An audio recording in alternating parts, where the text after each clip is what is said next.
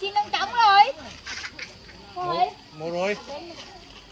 Cô mới dắt tay Anh rồi. Minh ấy, giày đỏ đây anh Minh, giày anh Minh. Giày. Cô mới đẹp gái dắt tay rồi. Cô đẹp gái à? Bồng luôn rồi.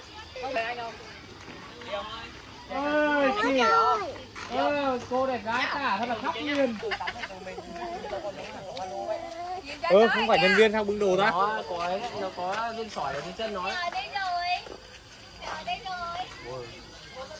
Ăn mà tự phục vụ luôn. Không kịp tự phục vụ tự đi ra luôn. Thôi đi, khách là khách.